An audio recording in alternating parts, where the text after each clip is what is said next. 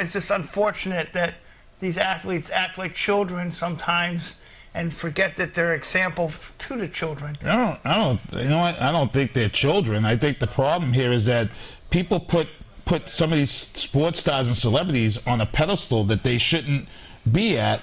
Everybody's human. Tiger's human. That's true. He made a mistake. He cheated on his wife, and he's got to answer for it. The problem is now is what's going to happen to him. He's one of the most biggest. I mean, other than the lawyer when Juanita Jordan walked in to that lawyer's office. I mean, obviously, when this divorce proceeding goes down, I mean, she's. But don't you think it's taking a step up with the whole OJ thing? And I mean, it happened, of course, before OJ's trial and that, which was, you know, because he was a great running back for many years with the Buffalo Bills. You know, you had Wade Boggs, who was being chased around by his Margo Adams in the parking lot there at Fenway and other places. So I mean, you know, it has been something. But when I say act like children, is sometimes, yeah, they are human, and I agree with you like that, Keith, and they shouldn't be put on the pedestal.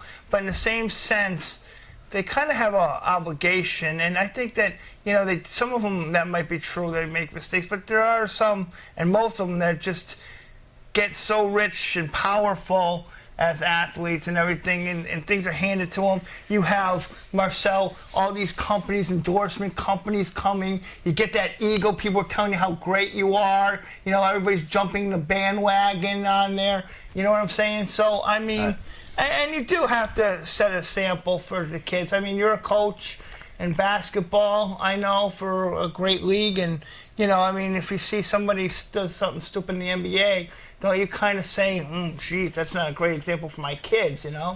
Because these kids look up to him. Well, you know, I don't think it's the rich and the fame. He's a man, and men make mistakes more so than women do.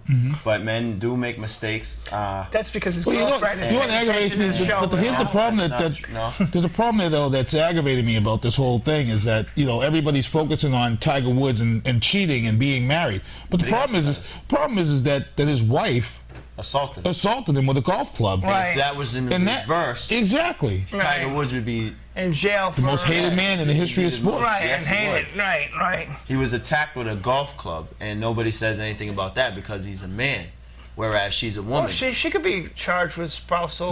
You know what? It's a double standard. It has happened, but you're right. double Do you think that would happen? Probably not. No, definitely not. Tiger doesn't want that to happen. No. I mean, Tiger did what he did, but he didn't do it anything more than Joe the Postman. I don't believe it's the money or the fame or him thinking, hey, I'm Tiger Woods. Although his father at one time did equate him to Jesus. Said that my son will be as pivotal on this planet as Jesus. That's just ridiculous. Right. But when Tiger hears that, since he's a kid growing up, he probably thought he could get away with anything he wanted to.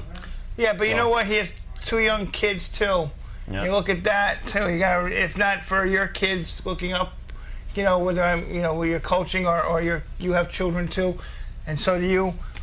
If not on that level, just for his own kids, I mean, that's something that they're going to be now have to put up with by other kids, you know. I mean, it's hard enough being the kid of a famous father, golfer and all that, but it shows he's, you know what? It shows he's human. Right. This is the first. You know, he's got a gorgeous wife. You know, which is why I don't understand why this man has done that. You know what? I could explain it to you. Yeah. After show. Yeah. There's been way too many players, and it's not about the looks. Yeah, I know. It's not about the looks. Yeah, I know. But, you know, it's an unfortunate event with Tiger. And, you know, do you think, first we'll ask you, Keith, do you think that this will take him down some notch as far as those who endorse him and you know, the PGA? I know he was fined $164, which is nothing by the police department, but you know, does this ruin some of his endorsement? Was it take him a little? Put it this way, if Tiger assaulted his wife with a golf club, his endorsements, Gillette and everything, would be gone. EA Sports would be gone. Right, he must have retired. This situation, he cheated on his wife. The woman put that information out there. She's put the voicemail out there now.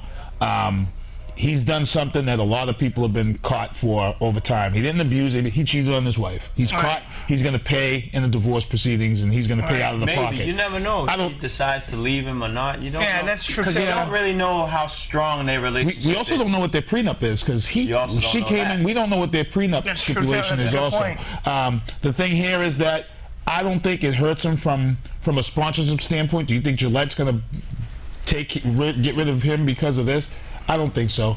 Michael Jordan, one of the biggest guys in sports, and we knew he cheated on his wife. And we knew he was a gambler. Right. He didn't lose any endorsements. Obviously, he won't be the first. He won't be the last. Yeah, I don't Your thoughts real quickly, because I know we got Bill in. I mean, I totally agree. I don't think he should be destroyed in the public. I'm not sure he'll lose any of his endorsements. I mean, there's been worse guys, worse people, just worse human beings to walk the planet. So I'm pretty sure, Tiger will get through it. He might lose some money, but he won't lose a bunch of money.